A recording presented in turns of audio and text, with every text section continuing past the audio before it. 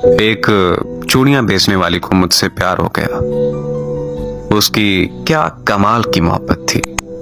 वो जहां भी जाती थी वहां की मशहूर तरीन चीज मेरे लिए तोहफे में लेके आती थी।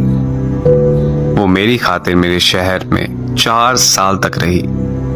रोजाना मेरी मिन्नतें करती रहती थी और मेरे सामने बच्चों की तरह रोती थी। वो मुझसे कहती थी कि मुझसे शादी कर लो। मेरे मुसलसल इनकार करने पर वो अपने आबाई गांव मेलसी में चली गई। कुछ अरसे बाद मैं अपने दोस्तों के साथ शाहरुखने आलम की दरबार पे गया। मैं उधर दरबार पर खड़ा था कि पीछे से मेरा किसी ने बाजू पकड़ा और मैंने देखा तो वही चूड़ियां बेचने वाली थी। खुशी के मारे वो मुझसे कहने लगी कि मेरी दुआ रंग ले आई, तेरा दीदार हो गया, मेरी ईद हो गई। मैं जब भी दरबार पर आती थी तो तुझे मांगती थी। अब तेरे लिए बैठी हूं, मैंने शादी नहीं की। फिर उसकी आंखों में आंसू आ गए। वो मुझसे कहने लगी कि भीख मांगना, चूड़ियां बेचना, ये मेरा कसूर तो नहीं है ना। ये तो मेरी किस्मत का, मेरे नसीब का कसूर है। तो सजा मुझे क्यों मिल रही है? वो सबके सामने गले रखकर मुझे रोने लगी और मुझसे ये कहने लगी कि बस एक दफा मेरे साथ मेरे घर चलो। मेरे पांव तक पकड़ लिए उसने। सब लोग देख रहे थे। मेरी बहुत बेइज्जती हुई। लोगों का मचमा लग गया। मेरे दोस्तों ने बोला कि यार क्या हुआ, चलो एक दफा हो आते हैं। मैंने हाँ कर दी तो वो भागकर गाड़ी में बैठ गए। उसका घर 50 किलोमीटर दूर था। सारे रास्ते वो बहुत खुश थी। हम उसके गांव पहुंच गए।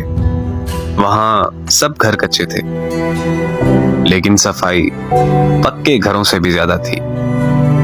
सब लोग मुझे अजीब नजरों से देख रहे थे। जब हम उनके घर पहुंचे तो उसकी सब सहेलियां जमा हो गईं। फिर उसने हमारे लिए क्या मजे का खाना बनाया। उसके घर वालों ने मुझे बताया कि ये लड़की तो सारा दिन सारा वक्त तुम्हारे नाम की तस्बीह करती रहती है। और फिर जब हम वापस आने लगे तो उसकी आंखों से आंसू नहीं रुक रहे थे।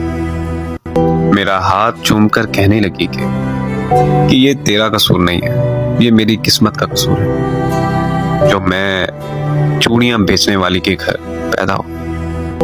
बड़ी मुश्किल से हम सब ने उसे चुप करवाया और फिर हम वापसी के लिए निकल आए। मैं कार के शीशे में से उसे देखता रहा। वो हमारी गाड़ी को तब तक देखती रही जब तक हमारी गाड़ी उसकी नजरों से दूर नहीं हुई। वो हमारी आखिरी मुलाकात थी।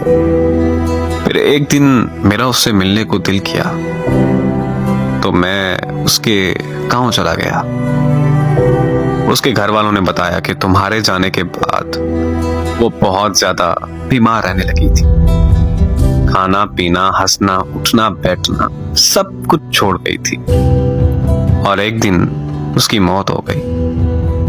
मुझे उससे मोहब्बत तो नहीं थी, पर मैं आज भी उसे बहुत याद करता हूँ और हर साल ईद के दिन मैं उसकी कब्र पर जाता हूँ। तेरे बाद नजर नहीं आती मुझे कोई मंजिल, किसी और का होना मेरी बस की बात नहीं।